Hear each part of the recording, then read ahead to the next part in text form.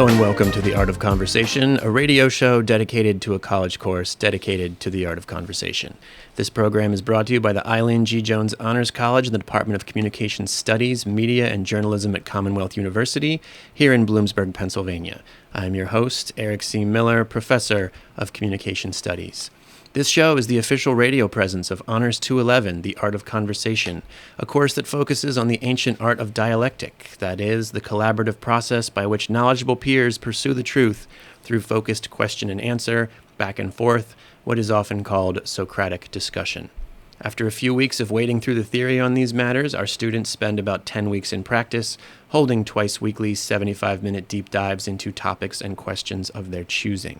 Our theme this semester is the good life in the Great Acceleration, and all of our content falls somewhere within this intentionally wide umbrella.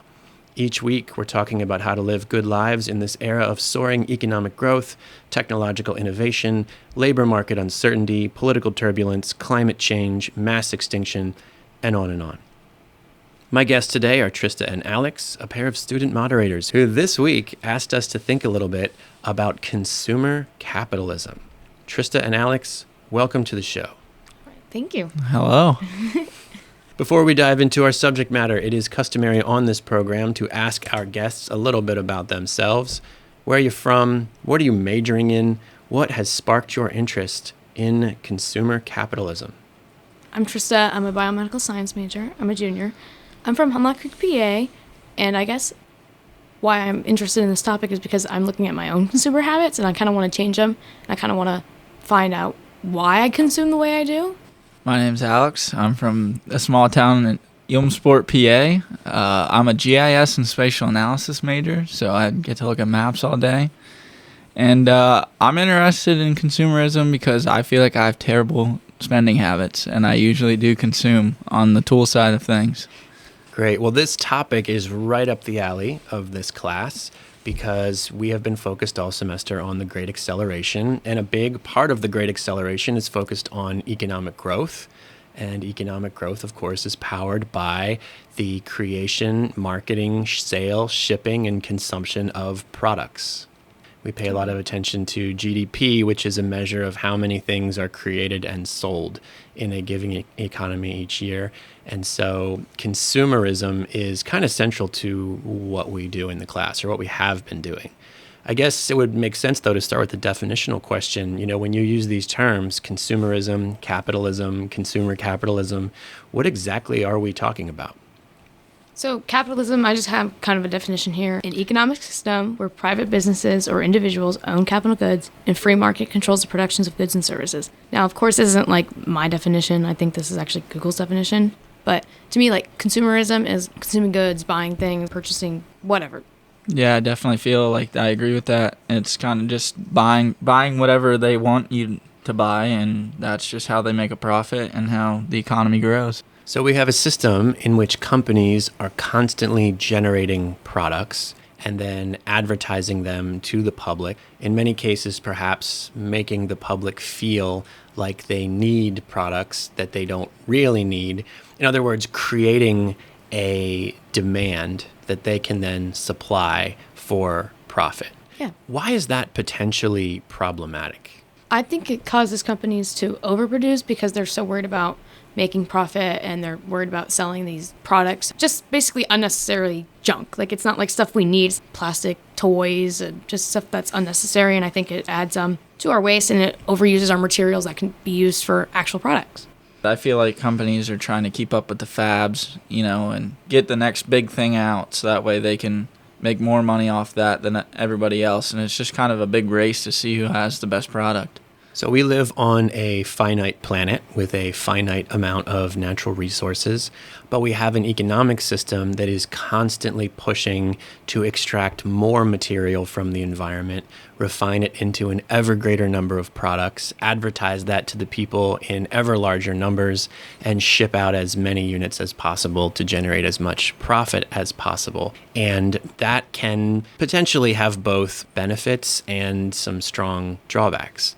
Can you tell us a little bit about the pros and the cons of a system like this? I think some benefits is it like encourages competition, and it does like give like businesses the chance to flourish. It gives, a lot of people to make businesses that flourish, which then again would drive up the economy and help people, make money and help their families.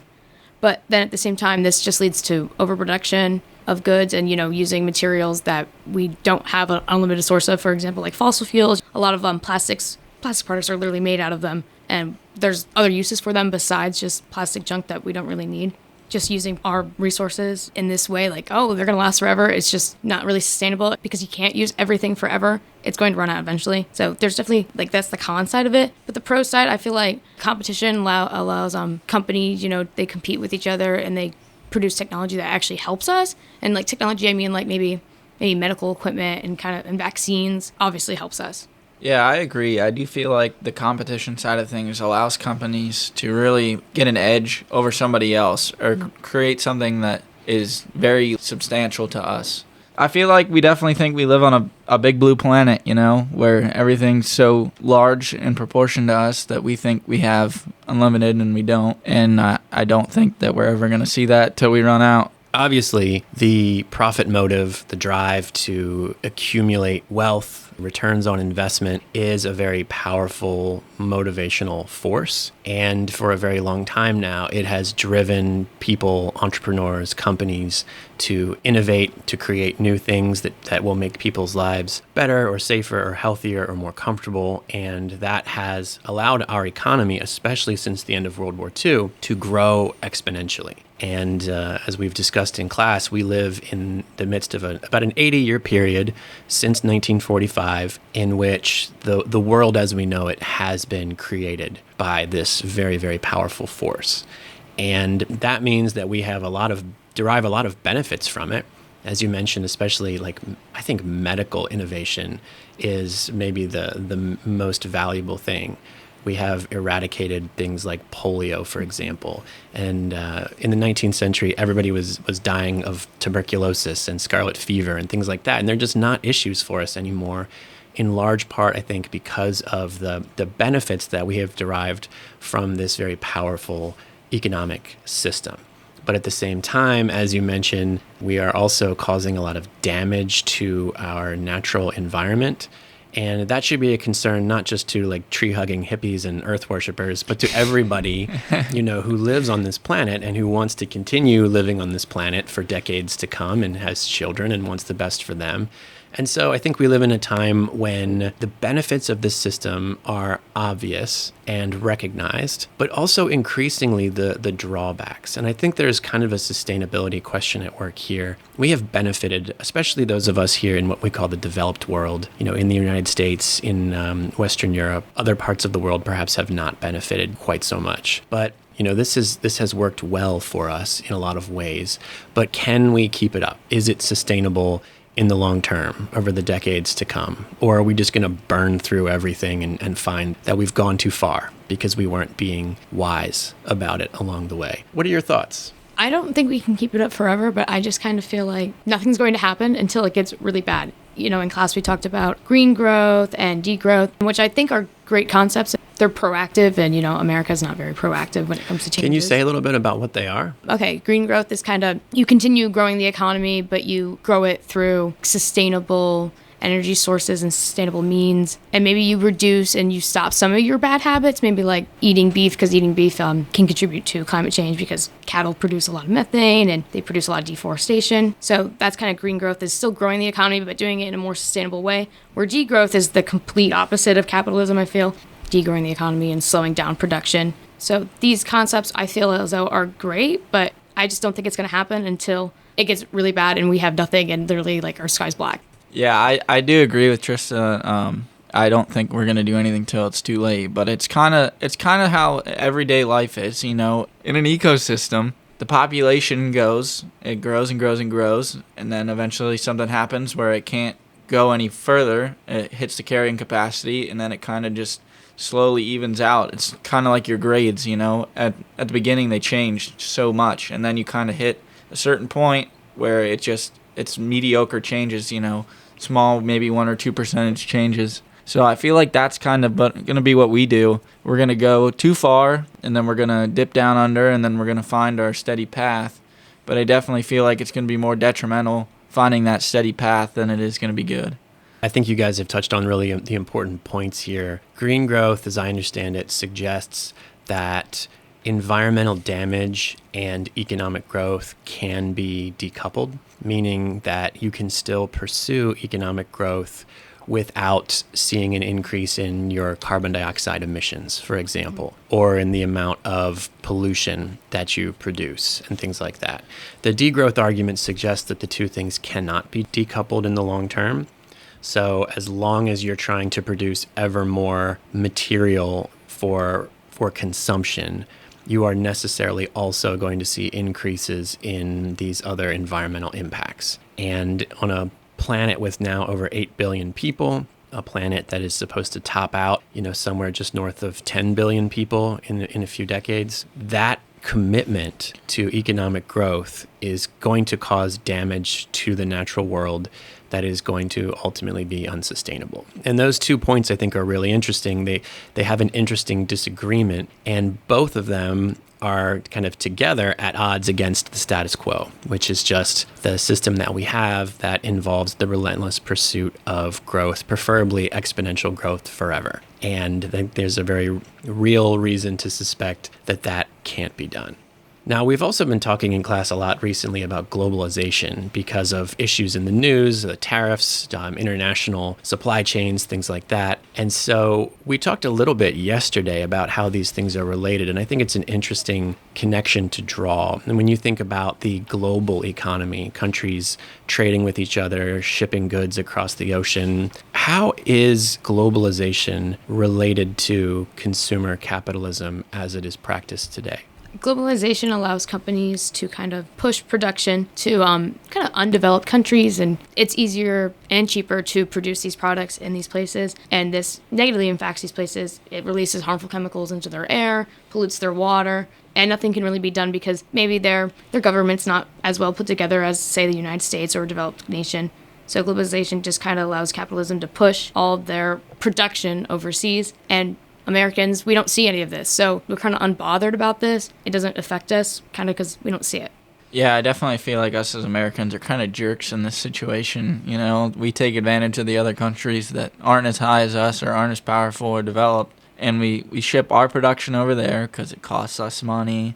It's not our country that's being damaged, and we're not taking up our space for factories and all that. We're paying them less money because we don't care. We're kind of jerks for that, This topic has lots of different facets to it. And so we can talk about it as a pragmatic matter.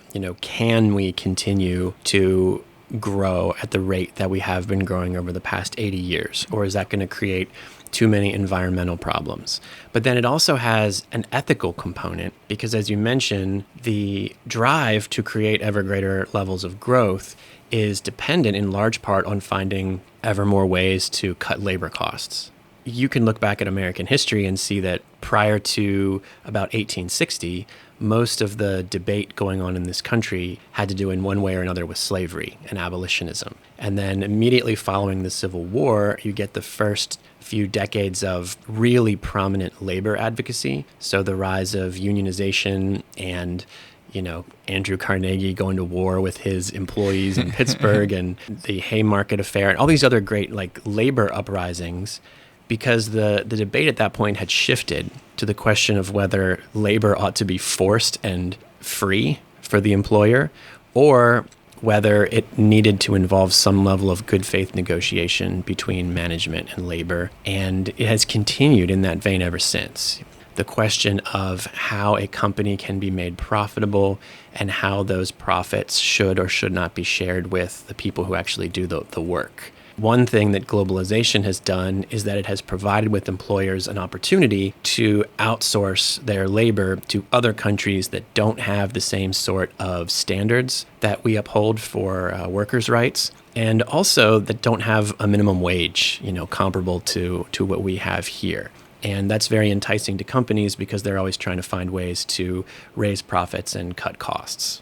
And so it creates kind of an international dynamic whereby countries in the developed world, like ourselves, are able to see vast economic growth at the same time that a lot of the countries in the so-called developing world are basically just providing the cheap labor for it and are seeing their natural resources being removed and harvested. And it has created a tremendous amount of global inequality. Certainly between the median income in a country like Bangladesh or Honduras and the United States, but then also even within the developed world, we now have a class of billionaires who have more money than the rest of us could ever even conceive of. Oh, absolutely. And, that inequality is becoming really, really pronounced. Mm-hmm. I think it's difficult to even use a phrase like the middle class anymore and have a clear sense of what that means, because you have some people in this country who are surviving on, $20,000 a year, and some people who are making more than $20,000 a second because they're of their dividends and their stocks and things like that. And it's just remarkable.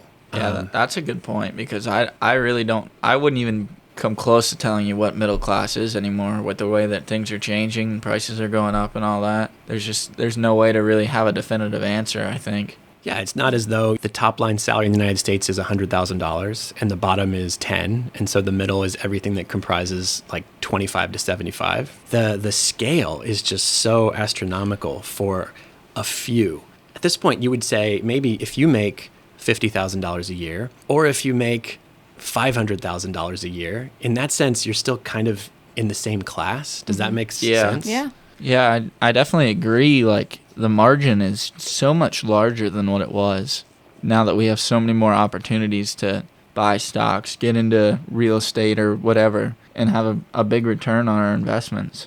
They say that a minimum wage of $7.25, that's a livable wage. That's not livable at all. I don't know. Yeah, I don't know the last time minimum wage changed. 2009, I believe, is the last time it was raised. Yeah, that's crazy. At the federal level. I mean, the states all have different ones, and some of them are much more generous than others, and to a degree that has to do with the respective cost of living in those states. It's much more expensive to live in New York City than to live in Omaha, Nebraska, for example. But I suspect that $7.25 doesn't pay the bills in any U.S. state anymore. Even if you're making minimum wage, are you really working 40-hour work weeks? Are you really getting your full kind of salary that you can get for the year? Well, I know sometimes employers will cap people, at like 32-hour weeks or something, so they don't have to pay them benefits. In many cases, people end up working 2 minimum wage jobs or more. I know in a lot of situations, people then also have to rely on things like SNAP and CHIP and food stamps. And so in that respect, the American taxpayer ends up subsidizing the large corporation to pay their employees as low as they possibly can, according to the law. And that seems troublesome to me as well. Anyway, lots of sort of economic dimensions here. It's interesting to me that there's this intersection between the economic, the ecological, and the ethical here. Those 3 E words that are directly pertinent to consumer capitalism. But then there's also another element that we've touched on a little bit in class that I like to get your take on, and that is what I would call the spiritual element, which is to say that we have made consumerism kind of a religion in this country, and that we're all like dedicated to this belief in the making of more money to accumulate more things, and that those things serve as status symbols to testify to our friends and neighbors that we are successful, that we've made something of ourselves, that we have a life that is enviable and that we want to photograph and put on Instagram, that sort of thing.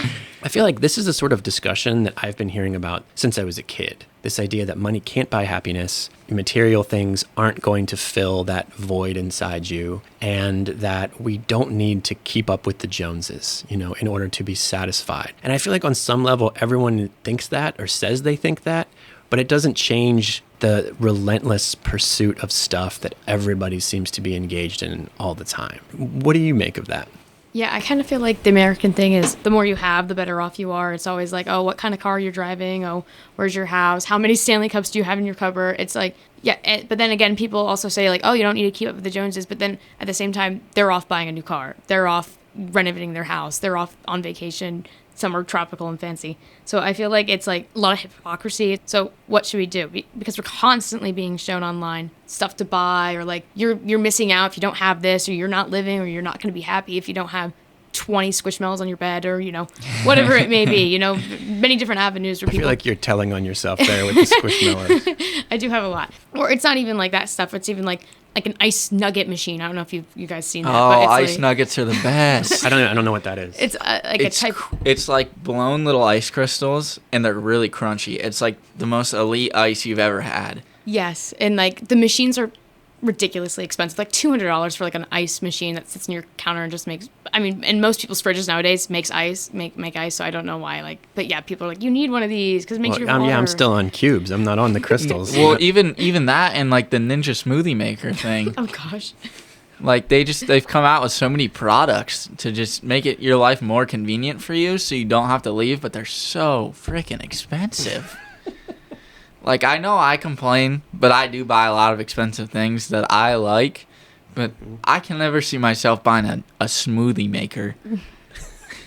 Very good points all. One reason that I scheduled this particular conversation for our last week of the semester, and why I think it offers a really good capstone to the course, is that it brings us back into some of these themes that we have dealt with throughout the semester.